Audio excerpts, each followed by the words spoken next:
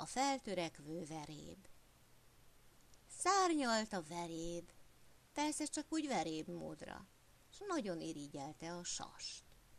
Dühöngött, aztán elgondolkodott. Miután ő az élőlényeket földön élőkre, madarakra és táplálékra osztotta, rádöbbent, hogy semmi különbség nincs közte és a sas között. A földön élők, köztük az ember is, nem tudnak repülni. A táplálék, a hernyó, a nyő, a légy és a bogár finomak bár, de ő egy nagyra törő veréb volt. Ráeszmélt, hogy madár és madár között szinte semmi különbség nincs. Neki is van szárnya, mint a sasnak, tud repülni, mint a sas. Csőre és karmai is vannak. Igaz, mindenben kisebb, talán gyengébb is, de... Tehát döntött a sas. Sas vagyok, sas életet élek, ettől a pillanattól. Végig gondolta, mi is egy sas teendője.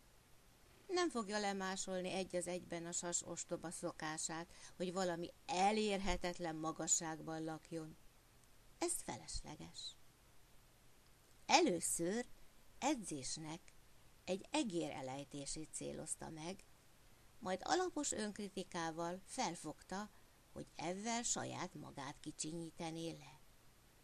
A minimum földlakó csak egy nyúl lehet, vagy egy macska. Látta, amint a sas már kecskét is emelt fel magasba. Senki nem mondja róla, hogy ő kevesebb nála. Legideálisabb áldozat egy nyúl lett volna, de a közelben nem látott egyet sem. Maradt tehát a macska. Fészkében ülve várt. Épp lent solygott a kandúr, korgó gyomorral. Szemes arkából rásandított a veréb fészkére, megnyalta a száját, kordult még egyet a gyomra, és tovább osont. De hirtelen valami teljes képtelenséget észlelt. A veréb nem mint egy kő, hanem annál sokkal, de sokkal gyorsabban zuhanni kezdett felé. Meglepetésében düllett szemekkel nézte váratlan vacsoráját. Az ambiciózus veréb eldöntötte, hogy karmait a macska hátába mélyeszve felemeli azt, majd felszárnyal vele a fészkébe.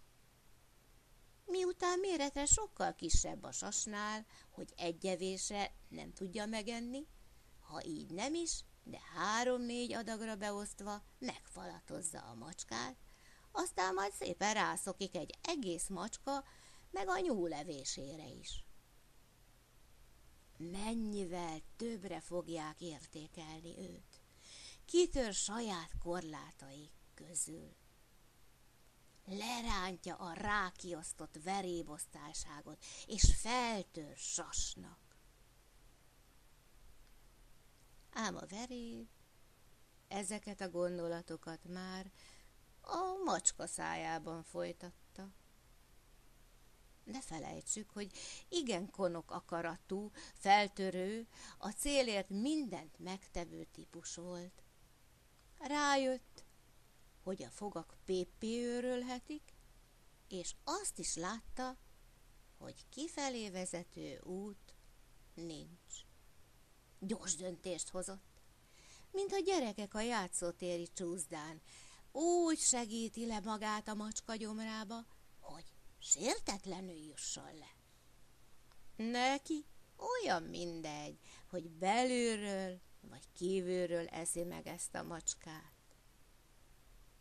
És már csúszott is lefelé.